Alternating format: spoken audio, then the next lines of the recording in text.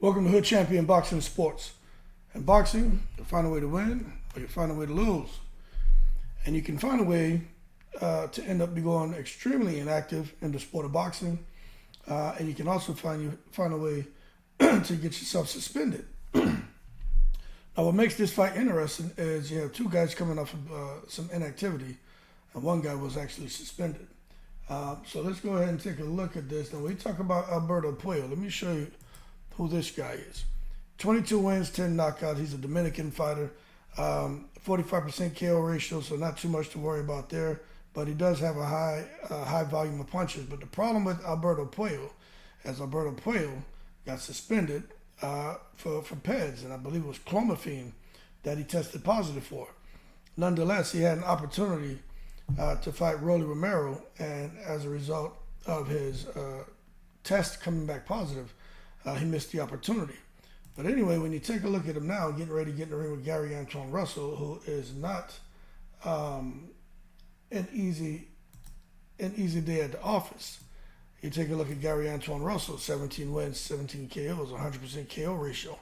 There are not many fighters out there who get beyond like 5-6 fights to still have a 100% KO ratio. And when you see guys getting beyond to 15 fights and still have it, that means there's something special about their power. So he's 17 wins, 17 KOs, 100% KO ratio. He stands 5'10", so he's relatively tall. His reach is 69 inches, so his arms aren't that long. But the thing about this is the pedigree that he comes from, and all of the Russell family in fighting. You see that he last fought in 2023 of August, so he's not quite a year out the ring.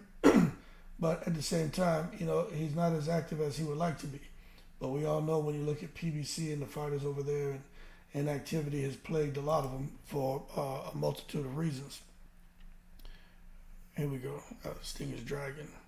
All right. Now, the thing with Alberto Puello, when you take a look at I call him El Puello Loco, because that last name, it cracks me up. But you take a look at him. He last fought in December 2023. Happened to get in the ring against an opponent who only had 11 fights. And the thing about it, when you look at his knockout ratio, you can see there's a reason why he has under 45% as a KO ratio, because he went to a unanimous decision. So he's more of a guy who's going to get in the ring and try to box you. He's not looking for the mash-up, crash-up. But if you don't have the stamina or the power, he can definitely make you miserable. Now, these guys are going to be getting it on June 15th on an already stacked Gervonta Davis, Frank Martin fight card. So you got Gervonta Davis against Frank Martin. You got David Benavidez fighting Alexander Gvozdyk. Now, the thing about Gvozdyk is Gvozdyk was Canelo's chief sparring partner. So many people feel that with David Benavidez fighting Gvozdyk, especially if he gets in the ring and tranquilizes him, that just, I think, continues to add to that snowball effect as far as the desire from fans to want to see Benavidez get in the ring with Canelo. But that's a whole nother story, though. You know what I'm saying? Then you got Carlos Adames. He's going to be making his inaugural WBC middleweight title defense against Terrell Gosher.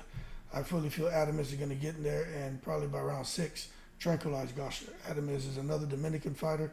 He gets busy. He's in there, man. He ain't into the play. He ain't into the tickle you. He ain't into to be your friend. He's in it to destroy you.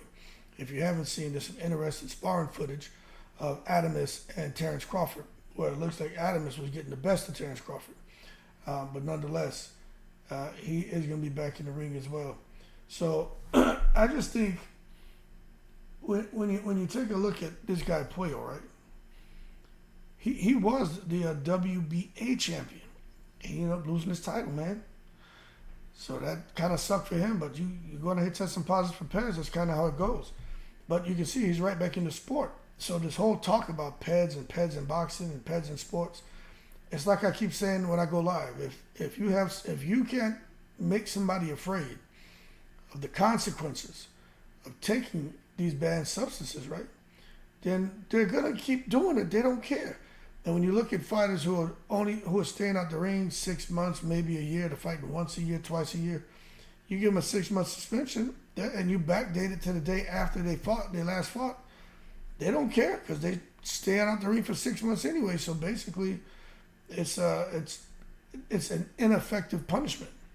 But nonetheless, man, he got like I said, a very light sentence after demonstrating that he had taken, a fertility drug, that clomiphene, and he happened to get back in the ring, man, after 2022 at the end of last year, and he went in there and got busy against some guy named Akhmedov. So, nonetheless, man, with him stepping up and getting ready to fight Gary Antuanne Russell Jr., I think this is probably the toughest fight for Puello's career.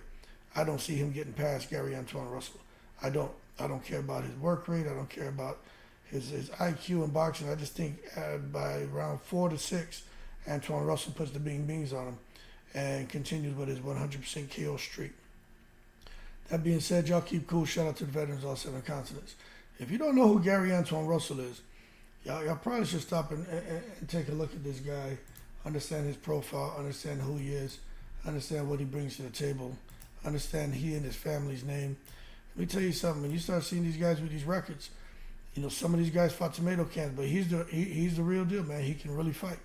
His dad did a great job with his sons, teaching the boys how to be boxers, man. That being said, y'all keep cool. Shout out to the veterans, all 7 continents. I'm in the breeze.